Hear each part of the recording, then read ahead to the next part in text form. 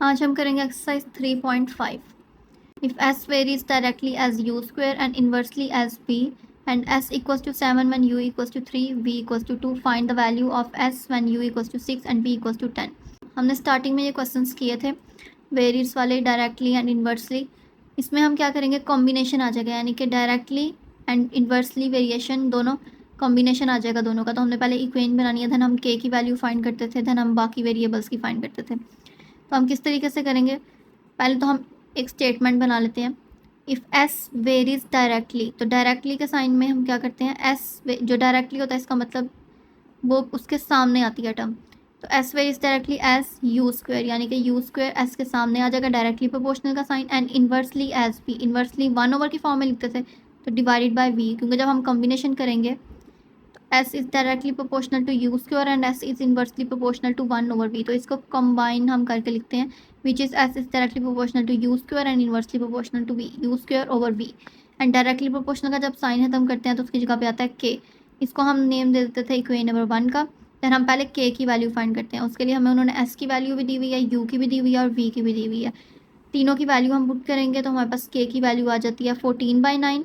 Then हम इसको put करते हैं इक्वेशन नंबर 1 में, इक्वेशन को रिप्रेजेंट करने के लिए सिर्फ के की वैल्यू को यहाँ पे हम पुट करते हैं, तो इक्वेशन नंबर 2 बन जाती है। देन उन्होंने हमें फाइंड करने के लिए क्या कहा है, find the value of s when u and v equals to this, and k की वैल्यू हमने फाइंड किया। तो हम एस की वैल्यू फाइंड करेंगे। एस की वैल्यू के लिए हम फॉर्मूला में पुट करेंगे s equals to 14/9 u square over v. ये 14/9 के की जगह पे हमने रिप्रेजेंट किया, क्योंकि यहाँ पे के था तो के की वैल्यू हमने फाइंड की। यू की वैल्यू गिवन है एंड वी की वैल्यू भी गिवन है, तो यहाँ पे हमारे पास एस की वैल्यू आ जाएगी 28/5। क्वेश्चन नंबर 2, एफ डब्ल्यू varies jointly as x y square and z. Jointly मतलब एक साथ, तीनों के साथ डायरेक्टली प्रोपोर्शनल है, तो डब्ल्यू is directly proportional to x y square z. एक साथ लिख देंगे तीनों को, इसका साइन खत्म करेंगे डायरेक्टली प्रोपोर्शनल का, तो के आ जाएगा, इक्वेशन नंबर 1 बन जाएगी। पहले के की वैल्यू फाइंड करते हैं, उसके लिए डब्ल्यू एक्स वाई एंड जी चारों की वैल्यू हमारे पास गिवन है। इसको हम पुट करेंगे तो हमारे पास के की वैल्यू आ जाएगी 1/36। इसको हम अगेन इक्वेशन में पुट करते हैं, इक्वेशन को रिप्रेजेंट करने के लिए यहाँ पे।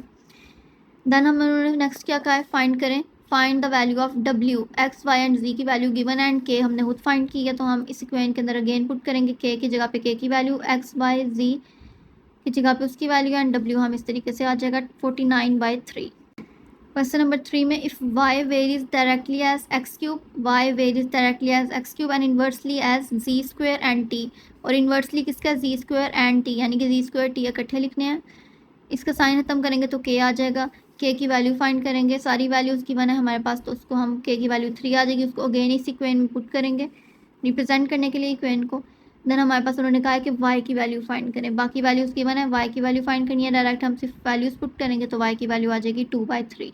नंबर 4 है if u varies directly as x square, u varies directly as x square and inversely as product of y z cube, यानी कि y and z cube divide multiply हो रहे हैं, उनको डिवाइड करना है हमने एक्स स्क्वायर के साथ।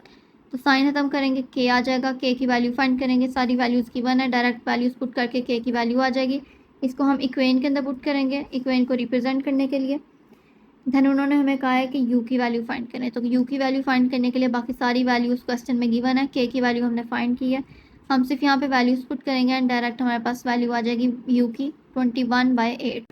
क्वेश्चन नंबर 5 है if y varies directly as the product x y cube and inversely as z square, यानी कि v directly proportional x y cube के एंड इन्वर्सली प्रोपोर्शनल है जी स्क्वायर के। तो हम इसका साइन खत्म करके k आ जाएगा, k की वैल्यू फाइंड करेंगे, डायरेक्ट वैल्यूज़ पुट करेंगे, बाकी वैल्यू आ जाएगी हमारे पास, उसको अगेन इक्वेशन में हम पुट कर देंगे। धन उन्होंने कहा है फाइंड v, तो v के लिए हमारे पास बाकी सारी वैल्यूज़ गिवन है, इक्वेशन के अंदर डायरेक्ट पुट करेंगे, k की वैल्यू गिवन है, तो हमारे पास v की वैल्यू आ जाएगी 14/3। देन लास्ट क्वेश्चन है if w varies inversely as the cube of u and w equals to 5 and u equals to 3।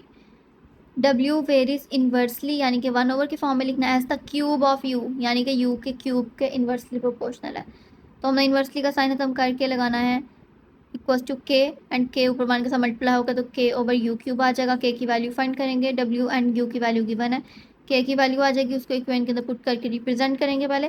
धन उन्होंने फाइंड करने के लिए कहा डब्ल्यू की वैल्यू, तो यू एंड के की वैल्यू हमें पता है, तो हम यहाँ पे डब्ल्यू की वैल्यू आ जाएगी 5/8।